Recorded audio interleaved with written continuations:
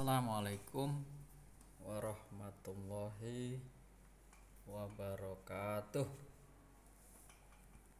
Semoga kita selalu diberikan kesehatan, selalu dalam lindungan Allah Subhanahu wa taala, sehingga proses pembelajaran daring ini bisa berjalan secara baik. Tentunya materi-materi yang disampaikan dapat mudah dipahami. Pada pertemuan kali ini kita akan membahas mengenai kaidah kebahasaan cerpen. Adapun tujuan dari pembelajaran ini yaitu peserta didik dapat mengidentifikasi kaidah kebahasaan, kemudian unsur kebahasaan dari cerpen. Cerpen juga karakteristiknya dapat dikenal dari bahasa yang digunakan di dalamnya. Ciri bahasa dari cerpen adalah sebagai berikut. Yang pertama, memuat kata sifat yang mendeskripsikan pelaku seperti penampilan fisik, juga kepribadian tokoh yang diceritakan dalam cerpen. Seperti misalnya sosoknya tinggi atau perawakannya gagah, rambutnya beruban, dan sifat tokoh lain. Adanya pendeskripsian dari kata sifat. Apa? Yaitu tentang penampilan dari fisik dari tokoh yang diceritakan dalam cerpen. Yang kedua, memuat kata keterangan untuk mendeskripsikan latar waktu, tempat, dan suasana. Sebagai contoh misalnya, di pagi hari yang cerah, di kebun bambu yang rimbun dengan dedaunan dan lain sebagainya. Kata kuncinya adalah mendeskripsikan latar waktu, tempat ataupun suasana. Waktu berarti ada jam, kemudian ada hari, ada bulan. Itu tentang waktu. Yang ketiga, menggunakan kata langsung dan juga tidak langsung untuk penulisan dalam percakapan di dalam cerpen. Berikutnya, bisa menggunakan gaya bahasa yang bersifat konotasi, seperti misalnya pucuk langit,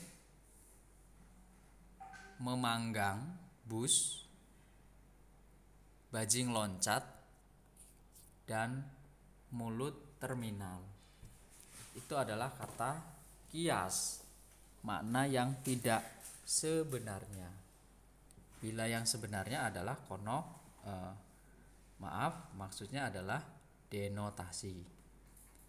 Bahasa yang digunakan tidak baku dan tidak formal, karena bahasa cerpen itu adalah fiksi, imajinasi, tujuannya adalah menghibur, maka bahasa yang digunakan bukan bahasa baku atau formal. Bisa menggunakan gaya bahasa perbandingan, pertentangan, pertautan, maupun perulangan. Karena gaya bahasa itu banyak, dicontohkan adalah perbandingan, pertentangan, pertautan, maupun perulangan. Yang ketika kita masih duduk di SMP dulu, kita kenal yang namanya Majas, gaya bahasa.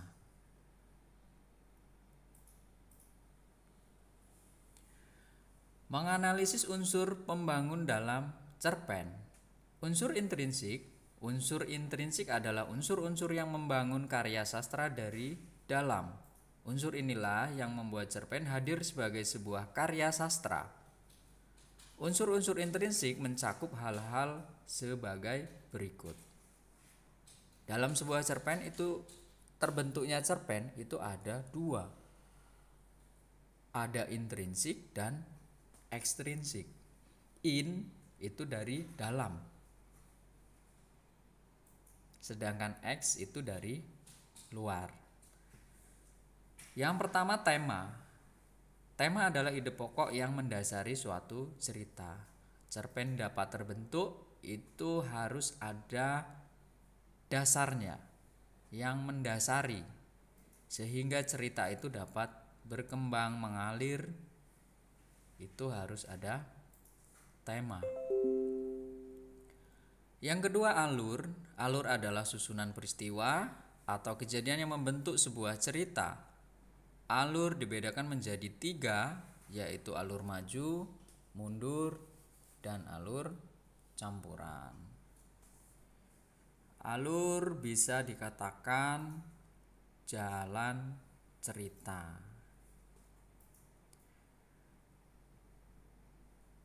Yang pertama, tahapan dari alur.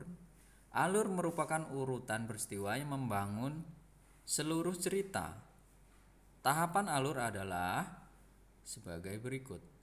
Tahapan pengenalan situasi cerita berupa pengenalan tokoh, latar, dan sebagainya. Dalam sebuah cerpen itu pasti ada pembuka.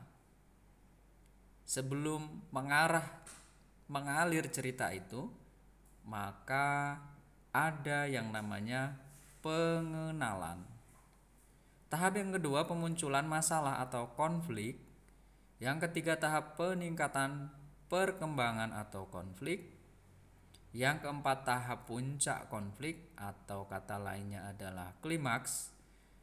Dan yang kelima tahap penyelesaian konflik. Bila ini kita gambarkan dalam bentuk kurva, kurva itu akan melengkung, akan mulai menanjak, gitu ya. Tergambar ya.